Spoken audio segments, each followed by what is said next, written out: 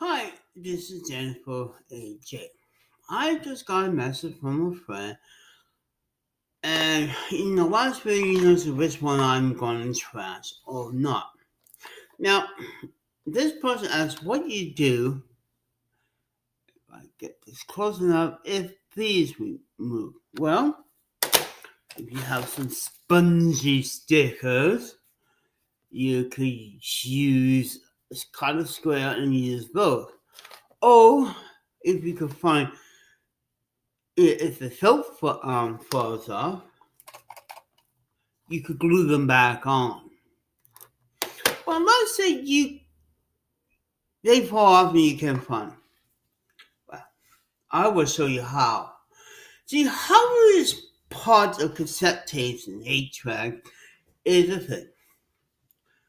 When, for example, if I got an M-ray tape, I use the body and the parts, especially that little bungee thing. If I find a bunch of tapes and half of them I don't like, I save the screws and parts.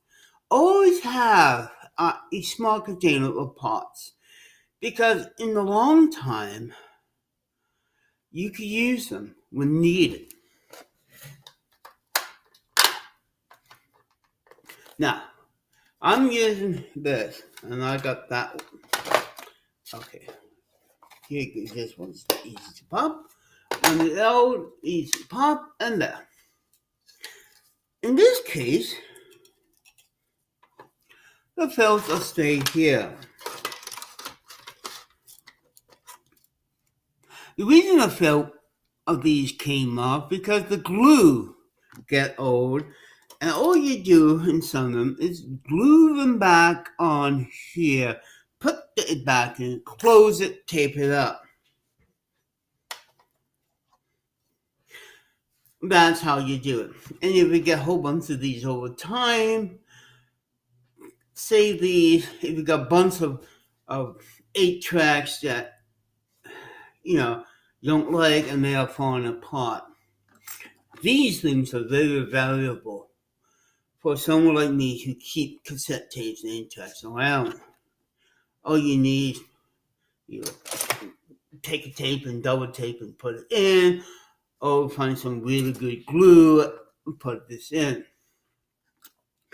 And there's parts to save. This one's gonna be a guinea pig. Save a few wheels because each brand have, different wheels. Remember how it looks.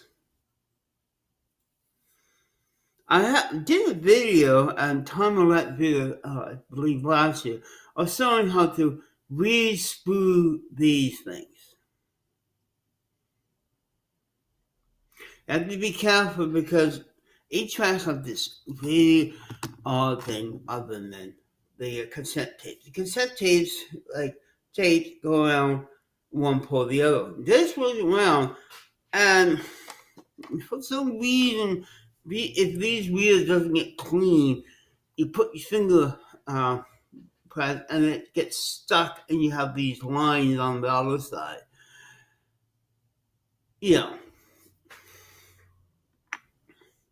But also, save a couple bodies.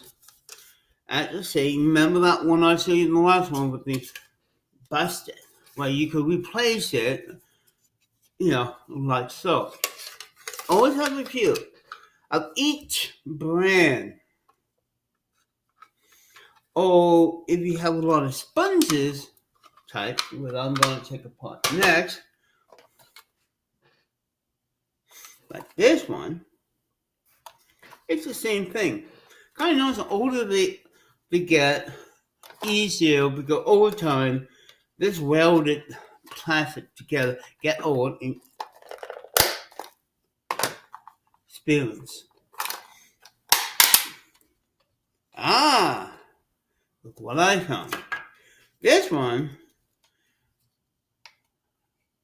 is all tangled up inside. I'm glad I found this out before. So all you do, you you must and it's going to cause another part. Cut here.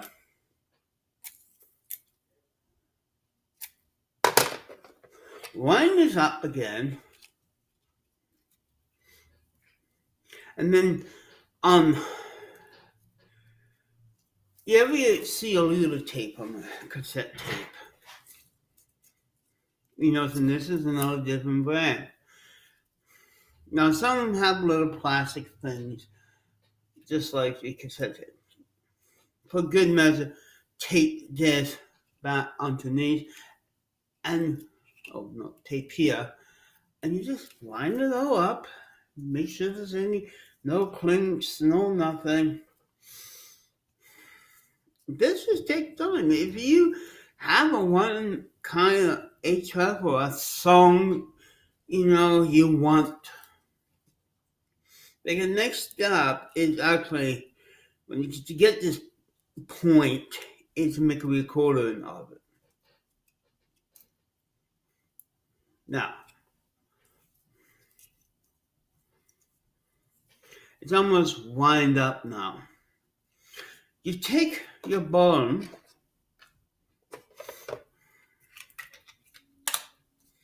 and reline it. Let's go around this part. Let's go around the real part. Continue to get it nice and tight, and you have it fixed. But the tape you use will make it jump to the next track. Whereas one's got silver tape, that's the thing that makes it jump. I got a couple of them here that I have to fix. I put tape over, because the silver tape that make it jump from track 1 to track 2, where, cause again. This is a pretty nice one because it's not all dirty up. Now, this sponge, as you see, been played a lot. What you also do is, if it's all, open in one and it's all gone, you can find any sponge to replace it. Cut and glue it. Do it, first remove. That's just, you see, this is gone. These sponges have a limited time. An older 8-track is, it fails. This is something that the 8-track people never thought. But you could, put a new sponge and maybe a piece of tape you want to. But once again, clean this off, let it dry, and glue or tape them back on. The new sponge. Or once again, when you harvest these things for parts, the band or whatever that I don't like, I keep the parts in a nice airtight container so they don't get worse. Because over time, glue will make them fall off. Sponge eats away, and it's really sad. In that case, it's stuck in the shape of the thing that goes in here.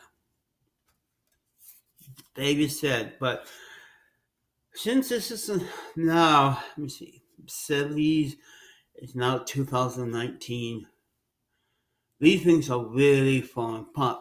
But if you put everything back together, no fingerprints or everything, tape the album to cassette tape in your days, or these days to an M3P flyer, you may use it once in a while to recover that extra song, or if it's a live one, or the blank one associated with really rare stuff. Same as the cassette tape. There is sponges, big fat sponges in some brands. You keep old parts of all. If you want to go through your cassette tapes, and before you throw out the ones you don't like, take them apart, harvest the pieces, and always have them. I have a couple small containers of nothing but these parts, you know. And if I find a good, tape or something, I will, because sometimes these things fall apart because of plastic. As I say, you need one of each brand and type. In a nice type container, maybe in the garage or something. The sponges you keep with you because. But I thought if you have a spongy square pudding, you just cut a nice square out of it.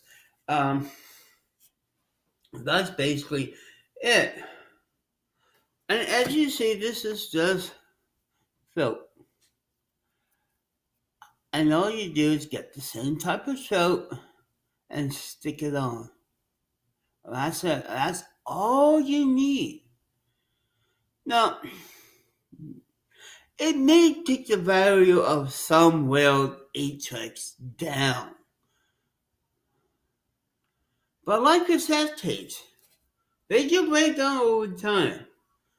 The same as VSRs and beta tapes and so forth. If you have the spare parts and if you know how to cut and trim the tapes, splice, like the expert, splicing film and splicing tapes are the same thing. You use the same tool and tape. Over the years, I was able to take one that'd be in the river and able to play it. Like 20 years in the river, a cassette tape, and play it. Need to dry, rewind, tighten, and all that. It takes up. But here's the fact. My mom said I have more patience fixing these things than a human being. I was back in the 80s. If you give me a cassette tape or it's like like tangled like well, I spent hours putting them back, lining it back up, taping the body, and so forth. This is how I learned my patience. Because to do this, you need a lot of patience. There's a few people I know, and we do talk about, probably don't have the patience to do this. That's the last one. You need patience. Quietness. Get your dogs out of the room or cats because they will play on it. I had that happen with my mom's little dogs. But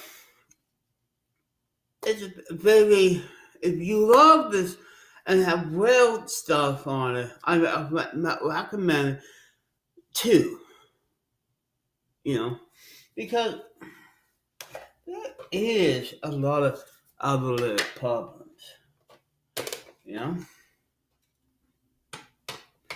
And here's one with the sponge. You do a simple finger. If it doesn't sponge back, that's mean it's gone. Yeah. It's taking time to sponge back. Now, I don't know if they do this over time that you go by the LP or the cassette tape, but all you need to do is, especially these ones that you could click back, the type of ones I need, I like, is the ones I take last time to break. Now these got little tabs that you can put on and lock. Now, this one, suffering from a very easy fix after you rewind it, this silver tape. This is how at the end and beginning. As I say, tape over time, unstick. So you rewind the tape do the loop, and put a brand new piece of tape in here or retape it, and it works great. Now, because the regular tape like this will work. Go online and learn how to cut it at the right angle and so forth. I did by trial and error and study these things over time. Well, my friend asked, how do you replace it? Well, felt stickers, nice responses, safety pieces, because nobody else is going to listen to it. Because back then, when that happened, they threw the tapes away. They broke! And then on the highways and so forth, I picked them up in the old days, taking them home and fixed them. You know? This one breaks. I didn't expect that one to break on cement. But these days, when people say have their tracks, they just, that's better. That's the busted one. And I used to find them all over the place. And I've got a lot of good music over time. But, oh, by the way, the pop, that one, open it, and went, so I got the side of a big pop, just but not big there.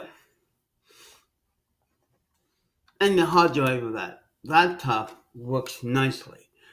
It got manuals of bikes and motors. But as I said, if you stay one thing after you take apart and you move the A to B, don't forget to soak off the label and put in a new one. Or get one of the labels, the one I show you, and wipe the whole thing. So you know. But, yeah, that's how I fix HVACs. It takes a lot of patience, a lot of time, and now I know a certain person named Tommy can't figure why I'm so calm. I'm a few friends. Fixing and taking apart things is my way to relieve stress. If it's worth fixing, it's worth your time, and if you just found something like the one without the label, you never know what's on it. And if it's something you like, oh, that's better. You don't have to go buy it. You know, because I a nice day have some original cassette tapes from 1980. Stay in service. Once in a while I check the tape, replace the tape and parts from the 80s stay with me of the music I like. A long time commitment, meaning you have to specify some of these, the ones you don't like if you're a country person and someone give you a bunch of rock and roll ones or heavy metal. Well, don't throw them away unless you know, or give it to someone who likes heavy metal. But it's a show, a free part. You know? And that's how I do it. Now, we cover what to do and so forth. I do have a tape sped up of me winding it set to music I think I did last year. But these broken ones are not going in the garbage. No, and since they are getting harder to find, I am going to try to make another video. It's already worth, because me and my late sister love fixing cassettes. My brother came and learned how to fix the old VSR tapes before it ever got popular, you know. And it's just like it's a free music. We don't have to download it from the uh, radio station. You just let someone else download it from the record, find the blank tape if you like it, and so forth. I get to a point, man. If I find a old hard drive, computer and hard drive,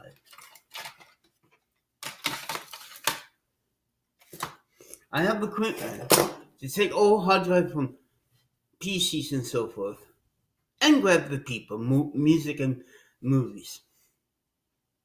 It's just like I should do a video of why should you erase your hard drive before throwing it away. That would be very interesting because I just own a couple car manuals. And yeah, from this one, this was a working PC of someone that works with cars. No music, no X-ray stuff, nothing. But I could erase it and use it for a backup for my information. That is for another video later on. But over the years, I've listened to people, old telephone entering machines, big and small. I have learned a lot of tricks of the trade. Call me the old hacker because I could hack in these things and fix it, especially the old entry machine tapes, and listen to people being assholes on the phone. The same as VCR. Finding a VCR that needs a new body and gets Wi-Fi phone. Or someone private moments. That's hacking old style. So there you have it. And if you have any more questions about fixing cassette tapes, 8 tracks, how to keep records clean, and all those things that we, the old generation, have before